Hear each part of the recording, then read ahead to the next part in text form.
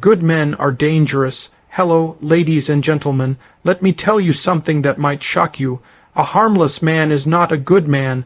A harmless man is weak, and weakness, despite what you've been told, is not a virtue. It's competence, it's strength under voluntary control that makes a man good, and that, paradoxically, is what makes good men dangerous. We live in a time when the word dangerous has been twisted, demonized, misunderstood.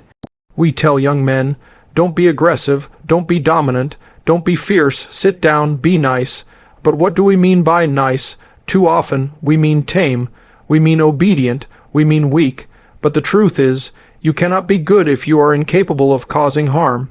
That's not morality, that's just inability. The man who has no claws is not virtuous for not scratching you.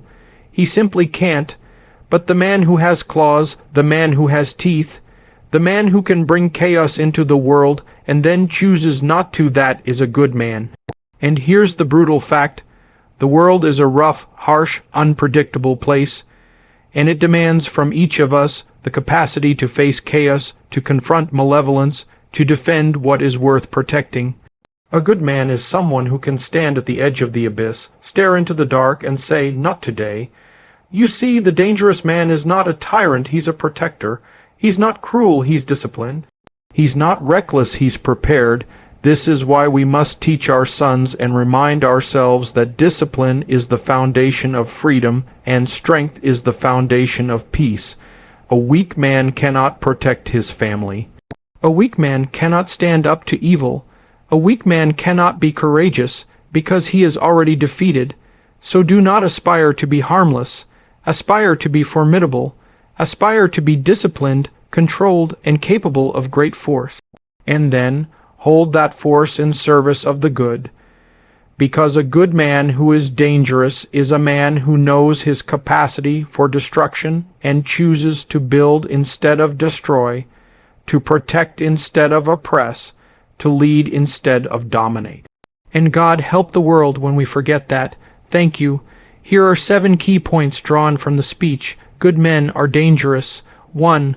Harmlessness, goodness, being harmless doesn't make someone good.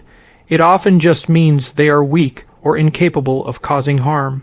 2. Strength under control is virtue. True goodness comes from having strength, power, or the capacity for harm and choosing to control it.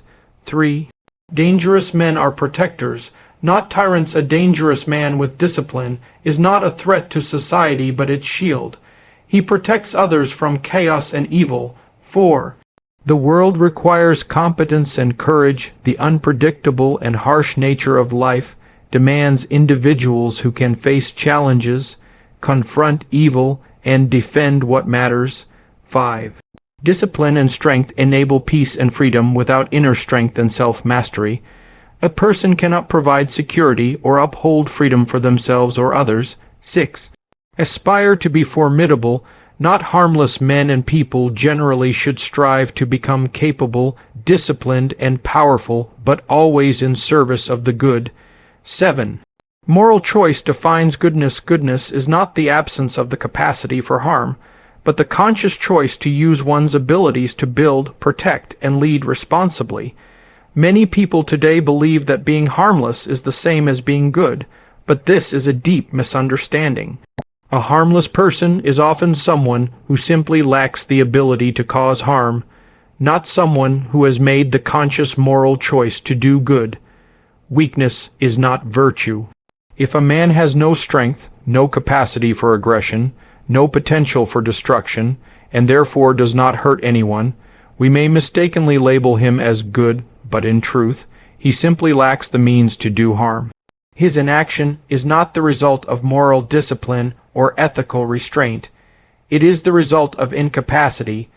Goodness is meaningful only when there is an alternative, when one could choose wrongdoing, but instead chooses what is right. Imagine a dog with no teeth. We don't praise it for not biting. It's incapable of biting. But a dog with sharp teeth that chooses to be gentle even when provoked shows discipline and trustworthiness. Likewise, a man who has the capacity to stand up, fight, and assert himself but who voluntarily restrains that capacity and channels it toward constructive aims, embodies real goodness. The danger of confusing harmlessness with goodness is that it encourages passivity and weakness, and it leaves people unprepared to face real challenges. Life inevitably presents situations of conflict, threat, or injustice. A harmless person is often unable to respond effectively to those realities, while a strong person who is under control can stand against them. True morality comes from the tension between capacity and choice, the ability to do harm and the decision not to.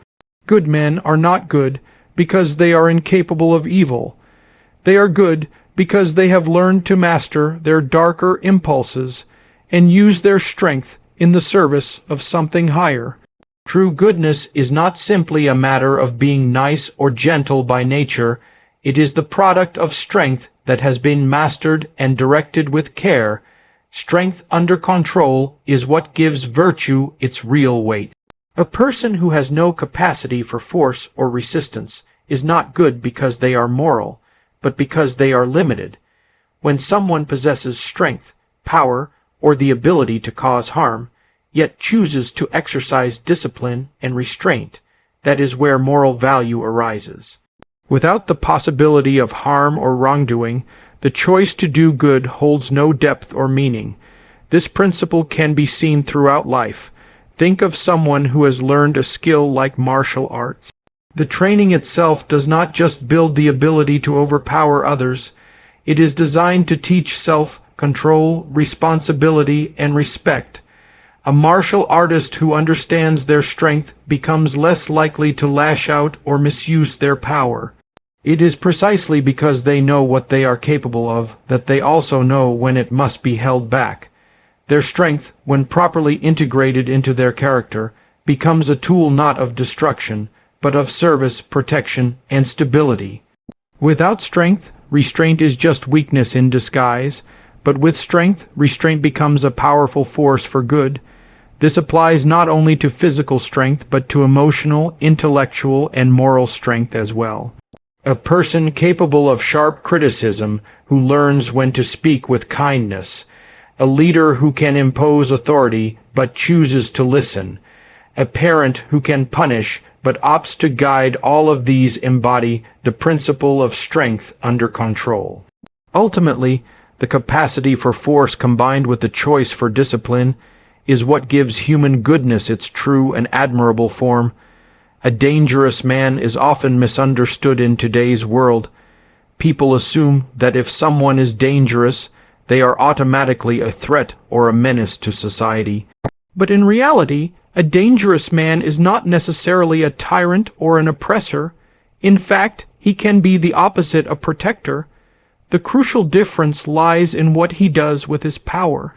A man who is dangerous but has integrated his strength with discipline and moral purpose becomes a safeguard against chaos, injustice, and harm. He is someone others can rely on when times are difficult, when real threats arise, or when something precious needs defending. The dangerous man who has mastered himself does not wield his strength recklessly.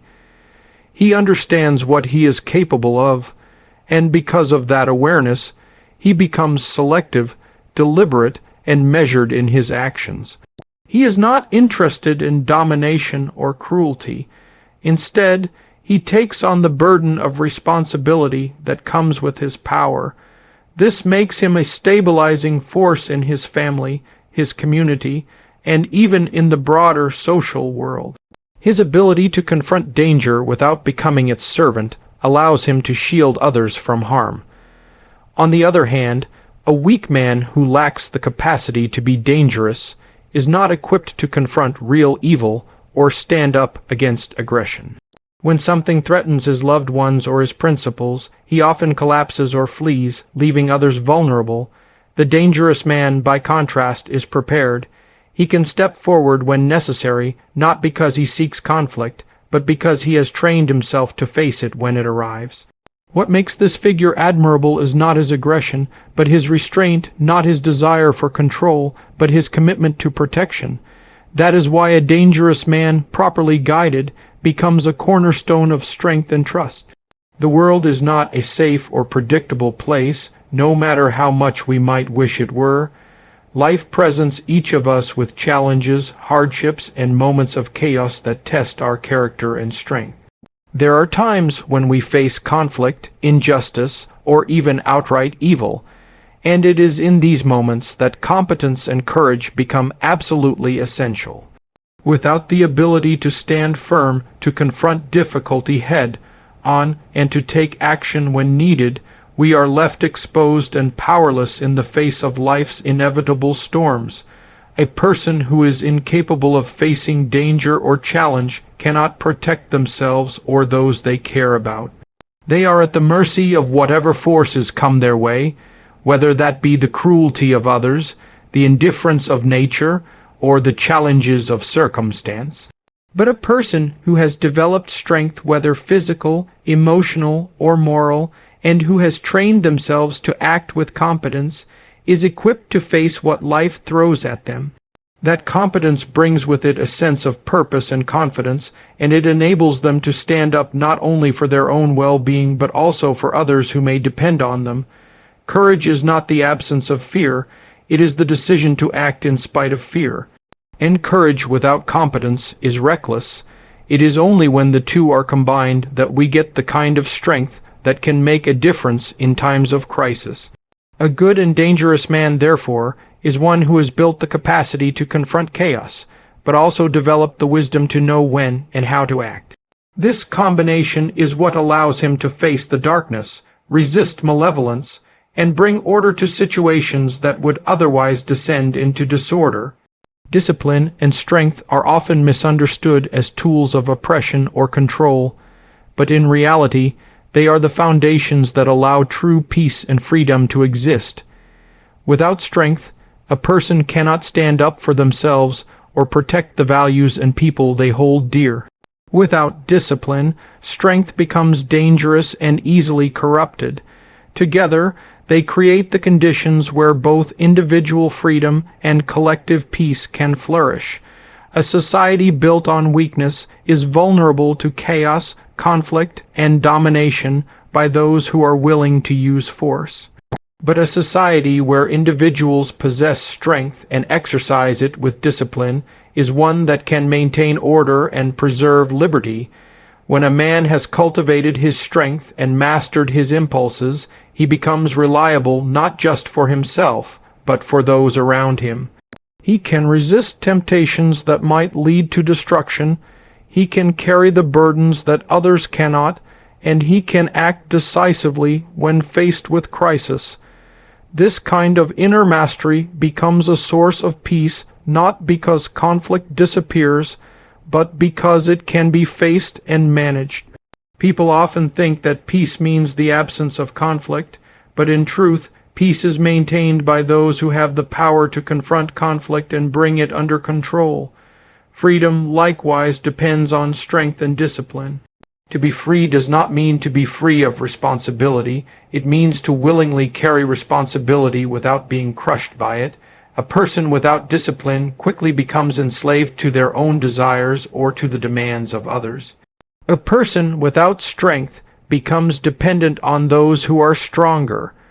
Only when we are strong enough to bear responsibility and disciplined enough to use that strength wisely can we truly experience freedom, and only then can we contribute to lasting peace in the world around us. Many people today are encouraged to strive for harmlessness, to avoid conflict, and to be agreeable at all costs. But this is a shallow and ultimately dangerous idea. The goal should not be to become harmless, but to become formidable, to develop into someone who is strong, competent, and capable, yet exercises that capacity with wisdom and restraint. Harmlessness may keep a person from causing trouble, but it also leaves them powerless in the face of real challenges. Without strength, they cannot defend themselves, protect their loved ones, or stand up for what they believe in when it matters most. To be formidable means to become someone whom others respect, not out of fear, but because of the clear presence of strength under control. It is about developing the kind of character that can endure hardship, push through resistance, and bring order to chaos when required. This requires commitment, training, and the willingness to face one's own limitations and fears. It involves learning to handle power responsibly, not avoiding it altogether. A person who has never developed the ability to stand up, push back, or assert themselves is not morally superior, they are simply unprepared. Aspiring to be formidable also means accepting the responsibility that comes with power. It's not enough to be strong for one's own sake. Strength must be put in service of something meaningful. This is where discipline becomes essential. Without it, strength can turn into recklessness or cruelty. But with discipline, strength becomes a force for good, a tool for protection, leadership, and positive change. Rather than teaching people to avoid becoming dangerous, we should encourage them to develop their strength fully and then guide that strength toward building, protecting, and uplifting the world around them. Goodness holds no meaning if it is not rooted in choice. A person who is incapable of doing harm is not necessarily good, they are simply limited. What gives moral value to human actions is the presence of an alternative. When someone has the capacity to inflict harm, to act selfishly, or to dominate others, but chooses instead to exercise restraint, kindness, and justice, that choice carries real moral weight. Without the possibility of wrongdoing, there can be no real virtue, because virtue emerges from the conscious decision to act rightly when other options are available. This understanding of morality pushes back against the simplistic idea that good people are merely those who are gentle, passive, or agreeable. True goodness comes from a person who understands their own capacity for aggression, selfishness, and even destruction, but who has developed the inner discipline to rise above those impulses. It is the individual who can wield power but chooses to serve others, the one who can dominate but chooses to lead with humility, who embodies true moral character. It is not weakness that makes a person good, but the mastery of strength. A person who has never wrestled with their own darker impulses or faced the temptation to act wrongly does not fully understand the meaning of goodness. Only by recognizing what we are capable of at both our best and worst can we make meaningful moral choices. This is why the development of strength and self-awareness is so essential. Without it, people are left with a shallow, untested sense of virtue. In contrast, the person who has confronted their own capacity for harm and deliberately chosen the path of integrity, courage, and compassion stands as an example of what true goodness requires, not incapacity, but conscious, disciplined choice. 10 Rules to Transform Your Life in 2025 is a powerful and inspiring motivational speech inspired by the teachings of Jordan Peterson. This speech offers practical, hard-hitting advice to help you take control of your life, build resilience, and become the strongest version of yourself. Each rule challenges you to confront chaos, develop discipline, take responsibility, and pursue meaningful goals with courage and integrity. Designed to spark deep reflection and real action, this message will push you beyond comfort and into transformation, helping you shape a life of purpose, strength, and fulfillment in 2025 and beyond.